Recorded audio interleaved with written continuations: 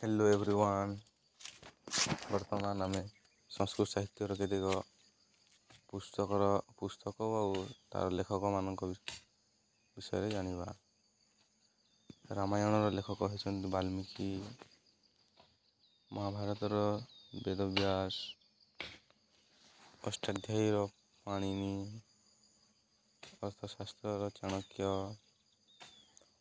ମହାଭାଷ୍ୟର ରଚୟିତା ହେଉଛନ୍ତି ପତଞ୍ଜଳି,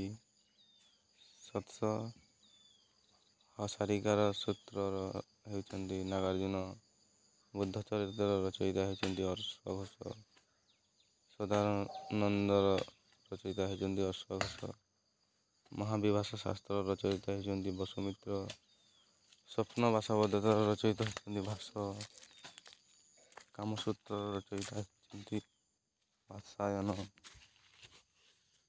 କୁମାର ସମ୍ଭବମର ରଚୟିତା ହେଉଛନ୍ତି କାଳିଦାସ, ଅଭିଜ୍ଞାନ ଶାକୁନ୍ତଳମର ରଚୟିତା ମଧ୍ୟ କାଳିଦାସ, ବିକ୍ରମ ଉର୍ବଶୀୟମ୍, ମେଘଦୂତମ୍, ରଘୁବଂଶମ୍, ମାଳବିକାଗ୍ନିମିତ୍ରମ୍ ଆଦି କାଳିଦାସଙ୍କର କୃତି ଅଟେ।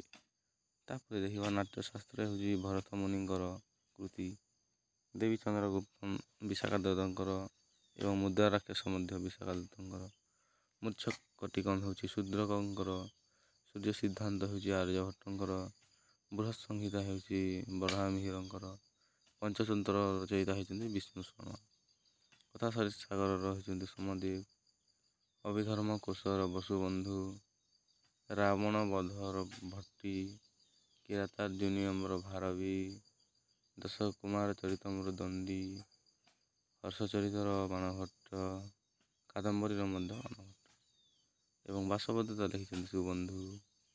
ତାପରେ ନାଗାନନ୍ଦ, ରତ୍ନାବଳୀ, ପ୍ରିୟଦର୍ଶିକା ଆଦି ହର୍ଷବର୍ଦ୍ଧନଙ୍କ କୃତି ଅଟେ।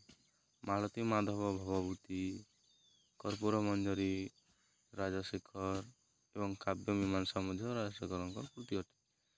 ନବସହସାଙ୍କ ଚରିତ ପଦ୍ମଗୁପ୍ତ, ଶବ୍ଦାନୁଶାସନ ରାଜଭୂଷ, ବୃହତ୍ କଥା ମଞ୍ଜରୀ କ୍ଷେମେନ୍ଦ୍ର, ନେଷଧା ଚରିତମ୍ ଶ୍ରୀହର୍ଷ, ବିକ୍ରମାଙ୍କ ଦେବଚରିତ ବିଲ୍ହଣ, କୁମାରପାଳ ଚରିତ ହେମଚନ୍ଦ୍ର, ରାଜତରଙ୍ଗିଣୀ କଲ୍ହଣ, ରାସମାଳା ସୋମେଶ୍ୱର, ଶିଶୁପାଳ ବଧ ମାଘ, ପୃଥ୍ୱୀରାଜ ବିଜୟ ହେଉଛି ଜୟାନକ, ପୃଥ୍ୱୀରାଜ ରାସୁ ଚନ୍ଦରବଦାୟୀ, ଗୀତ ଗୋବିନ୍ଦ ରଚିତ ଜୟବନ୍ଧୁ।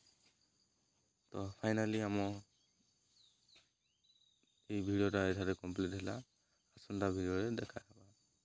ହରି ଓମ୍।